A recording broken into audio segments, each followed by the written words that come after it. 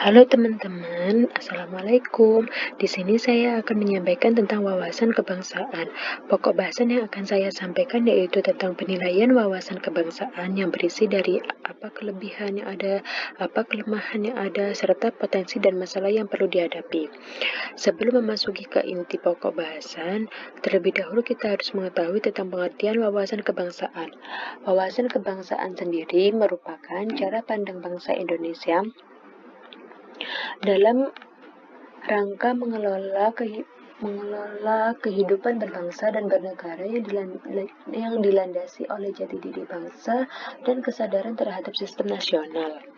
Nah, pentingnya wawasan kebangsaan itu karena apa? Karena wawasan kebangsaan merupakan proses dalam pembentukan sikap moral agar memiliki kecintaan terhadap tanah air kita sendiri, yaitu negara Indonesia, dan memelihara kesinambungan perjalanan kehidupan bangsa serta terpeliharanya negara kesatuan Republik Indonesia. Selanjutnya membahas tentang 4 konsensus dasar berbangsa dan bernegara. 4 konsensus ini tuh terdiri atas Pancasila yang merupakan sebagai dasar negara Republik Indonesia, sebagai pedoman dan petunjuk dalam melaksanakan berbangsa dan bernegara, serta sebagai perekat bangsa dan alat pemersatu bangsa. Kemudian ada Bhinneka Tunggal Ika. Di sini sebagai semboyan bangsa Indonesia di mana memiliki arti berbeda-beda tetapi dalam hakikatnya tetap satu, yaitu satu bangsa, satu negara Indonesia. Yang ketiga yaitu Undang-Undang Dasar 1945, dan yang keempat yaitu NKRI atau Negara Kesatuan Republik Indonesia. Dari wawasan kebangsaan ini tuh terdapat kelebihan yang dimiliki, yaitu negara Indonesia sebagai negara kepulauan yang memiliki banyak suku bangsa serta ras dengan ciri khas yang tersendiri di setiap sukunya. Indonesia memiliki Pancasila sebagai dasar negara merupakan hanya dimiliki oleh negara Indonesia, satu-satunya yang dimiliki oleh negara Indonesia yaitu Pancasila. Ekonomi Indonesia sendiri merupakan ekonomi yang berstruktur agraris dengan lebih dari 50% dari GDP Indonesia itu berasal dari sektor primer, yaitu ekspor bahan mentah. Kemudian dari kelebihan ini tuh juga terdapat kekurangannya, yaitu atas banyaknya suku bangsa yang dimiliki, kurangnya perhatian dari pemerintah terhadap budaya dari suku masyarakat terpencil, seperti suku yang di bagian perbatasan negara oleh negara lain. Kemudian Pancasila yang bersifat umum ini masih memiliki banyak persepsi dan adanya paham baru terhadap Pancasila. Kemudian untuk Indonesia yang ekonomi Indonesia ini tuh masih menggantungkan negara lain atas pemenuhan kebutuhannya, seperti impor bahan baku serta kedelai, bahan baku tempe, impor beras dan lain sebagainya. Dari kelebihan dan kelemahan kekurangan tersebut terdapat potensi dan masalah yang perlu dihadapi. Potensi dan masalah yang perlu dihadapi ini tuh adanya klaim atas kebudayaan oleh negara lain, karena adanya kurang perhatian ini tuh sehingga menyebabkan adanya klaim kebudayaan oleh negara lain. Seperti yang telah kita ketahui, ada beberapa budaya yang telah diklaim oleh negara lain. Terus kemudian sikap sukuisme itu sikap membanggakan atau mementingkan sukunya sendiri di atas suku lain.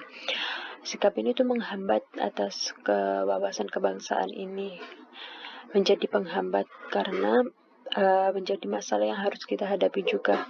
Dan sikap rasisme. Kemudian ada pengaruh teknologi di era digitalisasi ini juga mengancam penerapan nilai Pancasila.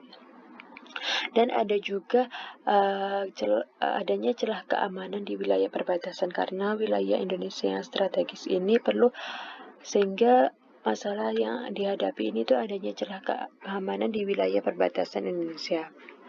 Selanjutnya mengenai tokoh inspiratif untuk bela negara.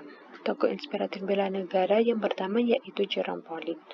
Kalian tentu sudah mengetahui Jerome Pauline ini, yang merupakan salah satu seorang YouTuber yang menyediakan banyak konten tentang edukasi dan kesehariannya di Universitas Waseda Tokyo. Jerome Pauline merupakan salah satu orang Indonesia yang masuk ke dalam Forbes 30 Under 30 Asia pada bulan April 2021.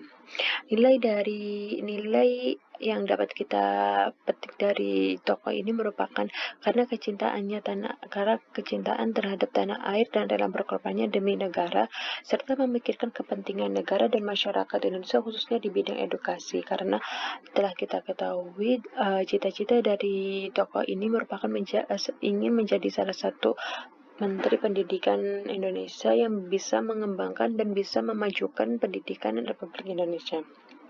Yang kedua yaitu Bu Sri Mulyani. Yang telah kita ketahui, Bu Sri Mulyani merupakan Menteri Keuangan di era Kabinet Joko Widodo. Menteri Bu Sri ini sebelumnya telah menjabat sebagai Direktur Pelaksana Bank Dunia serta Menteri Keuangan pada Kabinet Indonesia Bersatu pada masa Presiden Susilo Bambang Yudhoyono pada tahun 2005. Kemudian menjabat sebagai Direktur Pelaksana Bank Dunia, namun pada waktu Presiden Joko Widodo beliau dipanggil kembali ke Indonesia untuk menjabat sebagai Menteri Keuangan.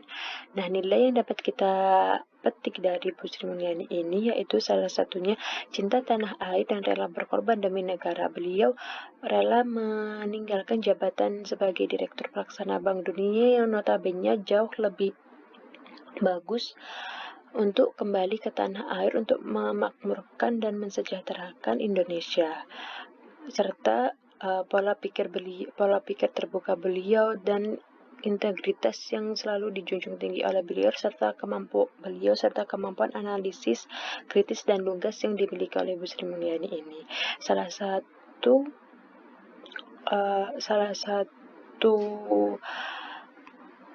petikan yang selalu beliau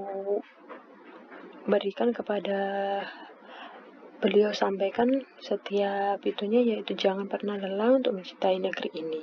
Yang ketiga, tokoh inspiratif yang ketiga yaitu Leonardo Jonathan Christie. Telah kita ketahui sebelumnya bahwa Jonathan Christie merupakan salah satu atlet kebanggaan Indonesia di bidang bulu tangkis, di bidang badminton.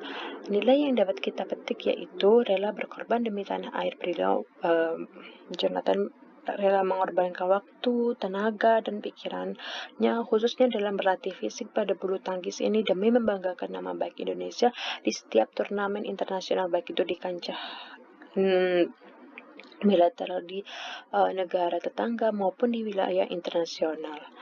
Serta dari kemenangan beliau ini juga digunakan untuk membantu sesama warga yang kesulitan atas kemenangan yang diperoleh. Jadi sebagian dari hasil kemenangan yang diperoleh ini digunakan untuk membantu warga yang kesulitan. Demikian atas penyampaian dari saya. Terima kasih atas perhatiannya.